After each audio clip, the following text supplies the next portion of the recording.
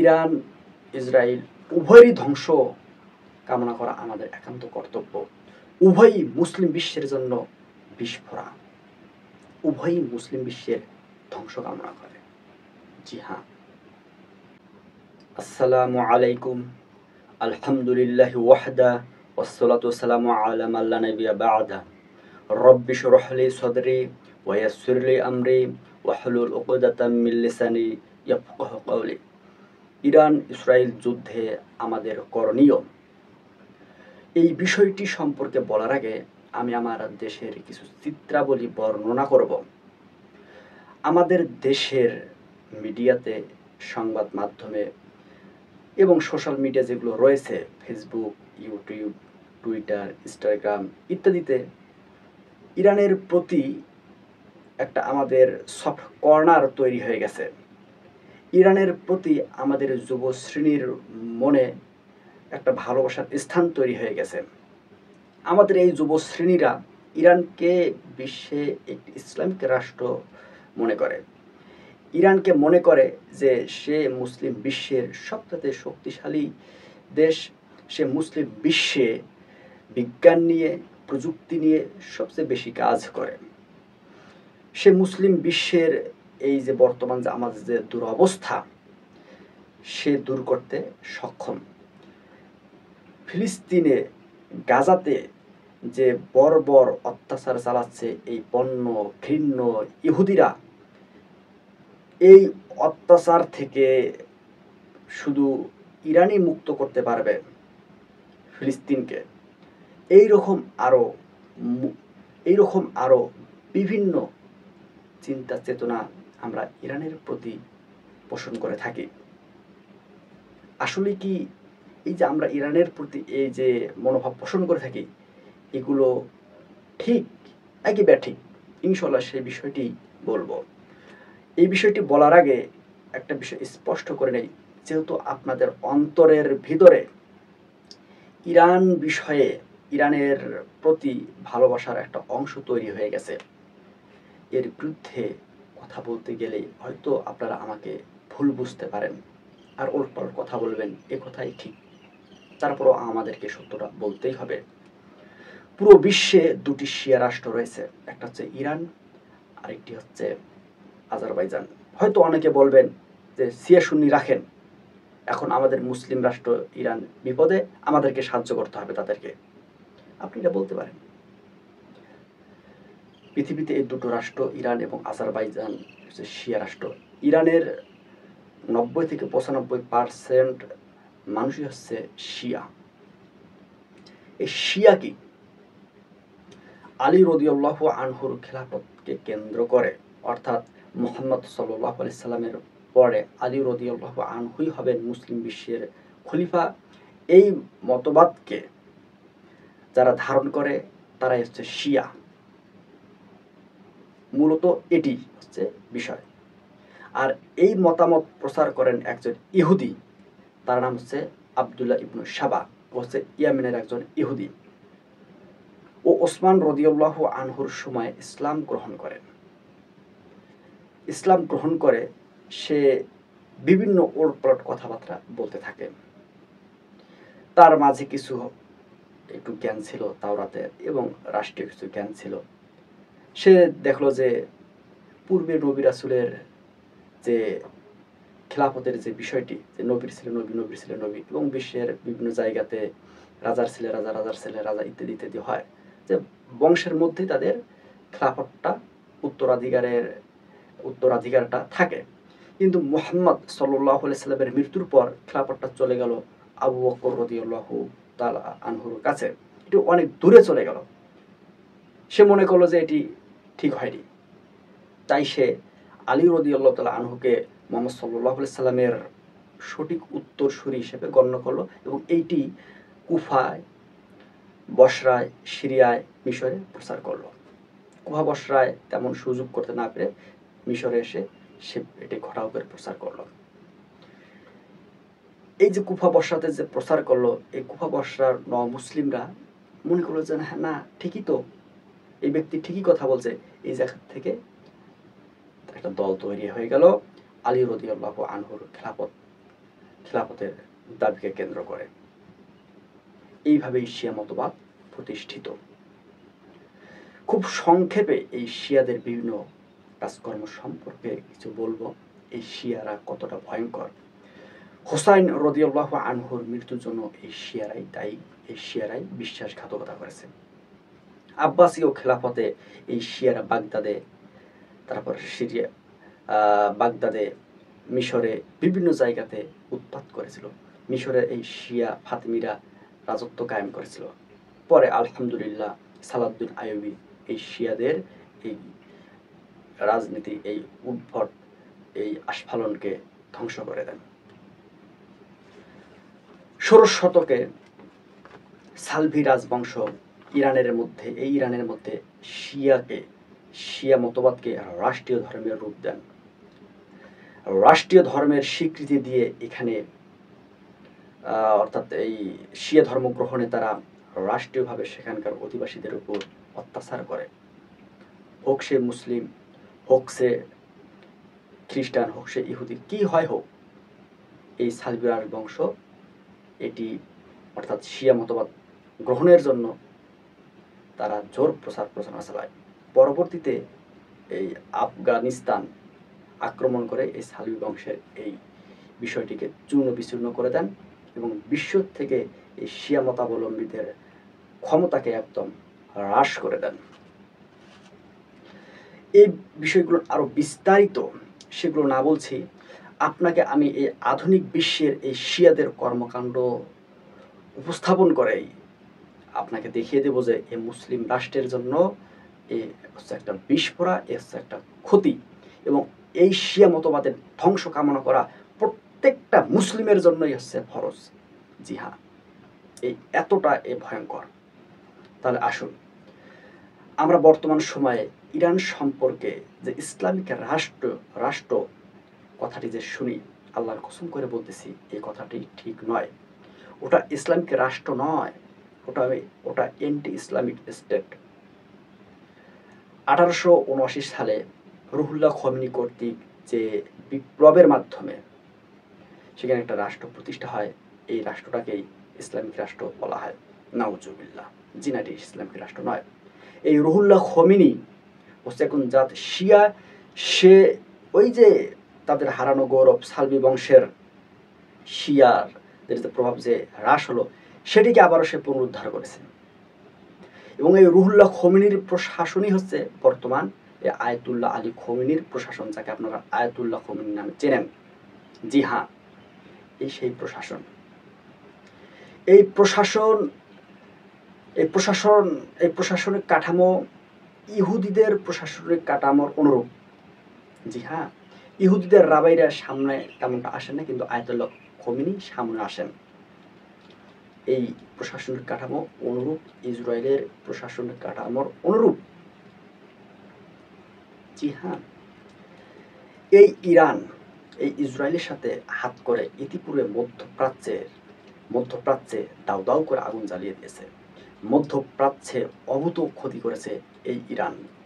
জি হ্যাঁ, এই ইরান এই বাগদাদ ধ্বংসে, ইরাক ধ্বংসে এই ইরান ইহুদিদেরকে সাহায্য করেছে, আমেরিকাকে সাহায্য করেছে। যখন আমেরিকা ইহুদি মিলে বাগদাদকে ধ্বংস করতেছে, এ মুখে আঙ্গুল দিয়ে চুপ করেছিল। এই সেই ইরান। বাগদাদ, ইরাক, সাদ্দাম ধ্বংস হয়ে গেল। পরবর্তীতে এই ইহুদিরা লেগে গেল সিরিয়ার সঙ্গে। এই সিরিয়াতে এই ইহুদিরা ওদের সমর্থন মদতপুষ্ট সরকার বসালো হাফিজ আল আসাদকে এবং বাশার আল আসাদকে। আর এই ইরান এদেরকে সাহায্য করলো। এই হাফিজ আল আসাদ এবং বাশার আল আসাদ ছিল হচ্ছে শিয়া, যারা সেখানে সমাজতন্ত্র প্রতিষ্ঠার জন্য উঠে পড়ে লেগেছিল। 2011 সাল থেকে 2024 সাল অবধি এই শিয়া বাশার আল আসাদ 6 লক্ষের অধিক মুসলিম হত্যা করেছে। জি হ্যাঁ, মুসলিম হত্যা করেছে। আর এই হত্যায় এই ইরান সাহায্য করেছে, রাশিয়া সাহায্য করেছে, এই ইহুদি সাহায্য করেছে। মূলত পরিকল্পনা তো ওদেরই, যে সিরিয়া ধ্বংস করা। এই আমেরিকা সাহায্য করেছে। বলুন তখন আপনাদের এই বিষয়গুলো কোথায় ছিল? তখন আপনাদের ইরান কোথায় ছিল? এই বিষয় আদিগুলো ঘটাও করে আমাদের সম্মুখে প্রচার করা হয় না। কারণ কি জানেন? বাংলাদেশের কতিপয় মিডিয়া যারা ব্যবসা দিয়ে খবর সাপ্লাই করে, বিভিন্ন তথ্যাদি সাপ্লাই করে, তারা এবং জঘন্য বর্বর প্রথম আলো এই দেশটাকে শিয়ায় রূপান্তর করতে চায়। আর এই শিয়ায় রূপান্তর করাতে পাশের মোশরেক রাষ্ট্র, আমাদের পাশের যে মোশরেক রাষ্ট্র প্রতিবেশী রাষ্ট্র, এরা উঠে পড়ে লেগেছে যে তারাও এই রাষ্ট্রটাকে বাংলাদেশকে শিয়া রাষ্ট্রে পরিণত করতে চায়। আর এই দেশের মধ্যে জানাতে অজানাতে অগণিত মানুষ শিয়া মতাবলম্বী গ্রহণ করে আছে। জি হ্যাঁ, এটা অনেকে হয়তো জানেন না ঠিক মতো। এই মিডিয়াগুলো আমাদের দেশটাকে শিয়ায় রূপান্তর করতে চায়। সেই জন্য তারা ইরান সম্পর্কে খুব মুখরোচক, ঝাঁঝালো, চটকদার, আকর্ষণীয় তথ্যাদি উপস্থাপন করে। না জানি ইরান কি।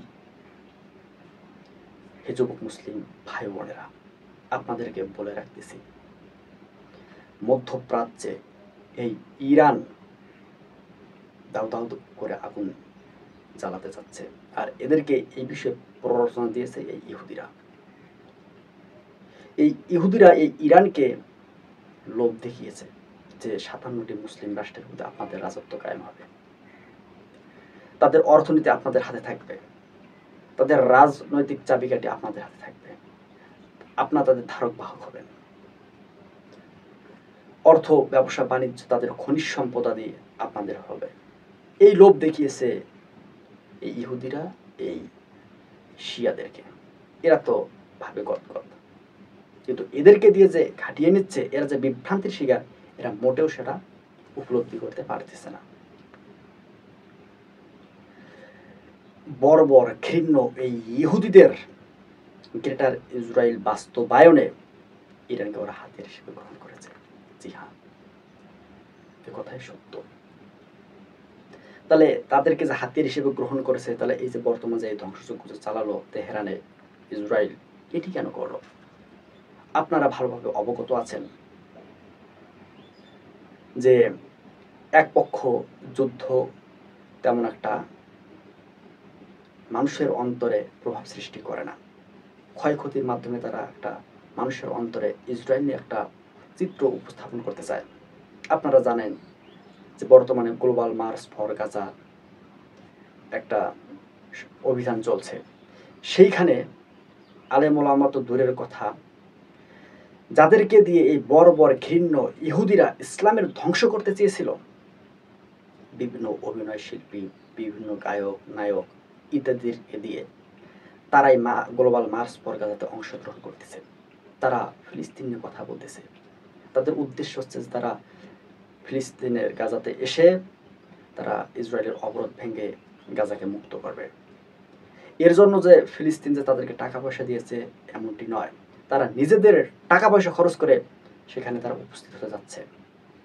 উপস্থিত হয়ে সেখানে তারা এই ইহুদিদের অবরোধ ভেঙে দেবেন।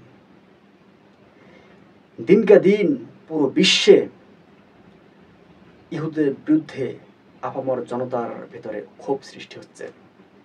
এই ক্ষোভকে দমানোর জন্য এই ইহুদিরা বিভিন্ন সময় বিভিন্ন নাটক করে। সেই নাটকের একটা অংশ হচ্ছে বর্তমান ইরান এবং ওদের মাঝে যুদ্ধ। জি হ্যাঁ, এদের নাটক দেখলে আপনি অবাক হবেন। এই বর্বর ঘৃণ্য জঘন্য ইহুদিরা ফিলিস্তিনের গাজাতে সাংবাদিকদেরকে ঢুকতে দেন না, সাংবাদিকদেরকে হত্যা করেন, সেখানে ত্রাণবাহী খাবার ঢুকতে দেন না, গাড়িগুলোকে ধ্বংস করে দেয়। অথচ এই বর্বর ঘৃণ্য ইহুদিরা এই যে বর্তমান যে তাদের যে কিছু ক্ষয়ক্ষতি হয়েছে, এই ক্ষয়ক্ষতির বিষয়টি তারা বিশ্ব মিডিয়াতে তারা প্রচার করতেছে। সেখানে ইসরায়েলের ভিতরে তারা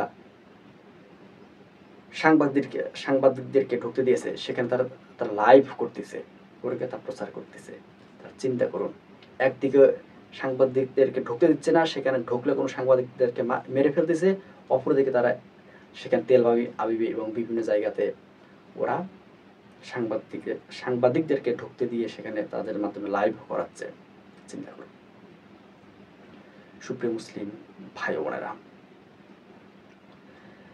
এই গ্রেটার ইসরায়েল বাস্তবায়নে এই ইরান ইসরায়েলকে সাহায্য করতেছে। এই হিজবুল্লাহ এই ইরান, এই হামাস এই ইরান, আল কায়দা এই ইরান, এই হুতি এই ইরান। এগুলো ওদের প্রক্সি যোদ্ধা, প্রক্সি টিম। এরা একটু করে মারে, হ্যাঁ, আর ইসরায়েল এর বিরুদ্ধে কঠিন পদক্ষেপ নিয়ে আমাদের ফিলিস্তিনকে ধ্বংস করতেছে। আপনাদেরকে একটা কথা বলে রাখি, গাজাতে ত্রাণবাহী খাবারের গাড়ি ঢোকে না।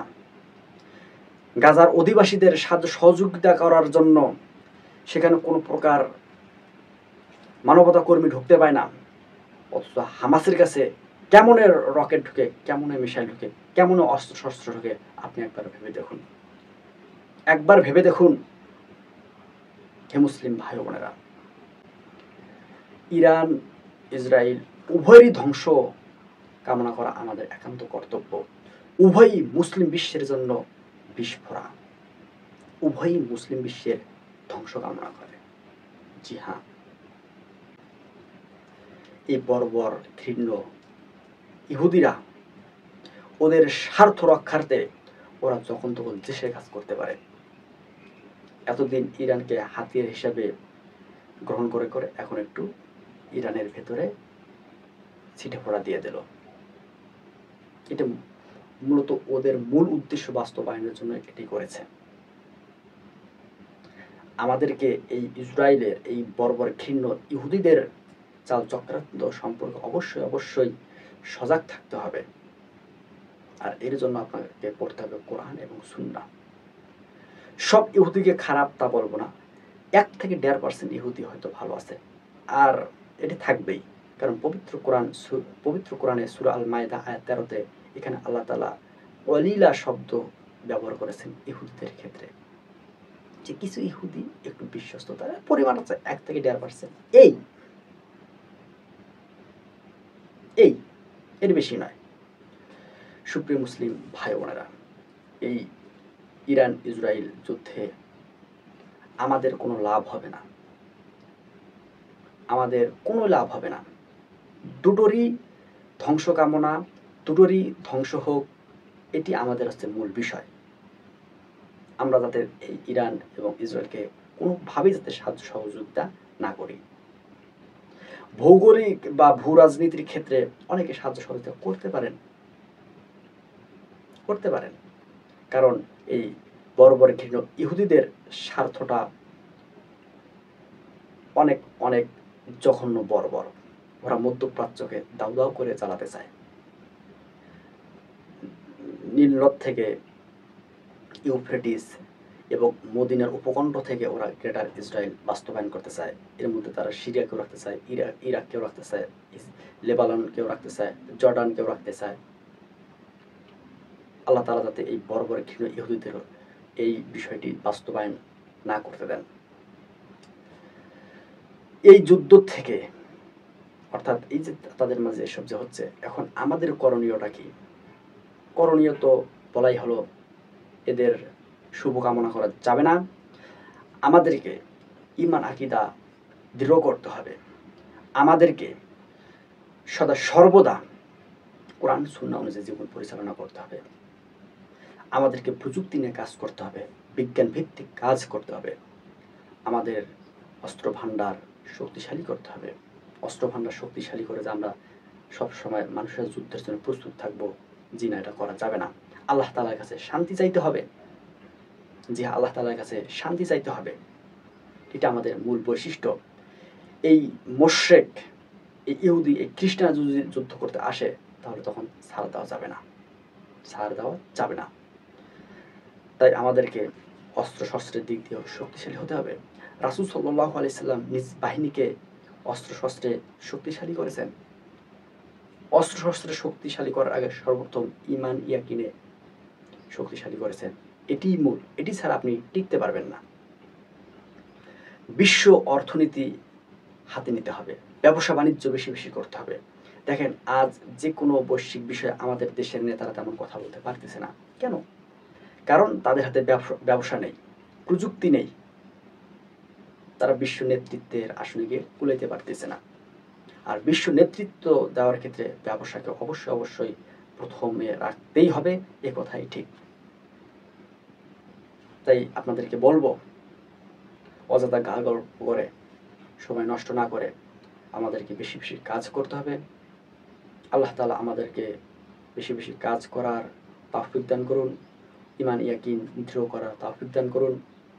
সুবহানাকা আল্লাহুম্মা ওয়া বিহামদিক, আশহাদু লা ইলাহা ইল্লা আনতা, আস্তাগফিরুকা ওয়া আতুবু ইলাইক।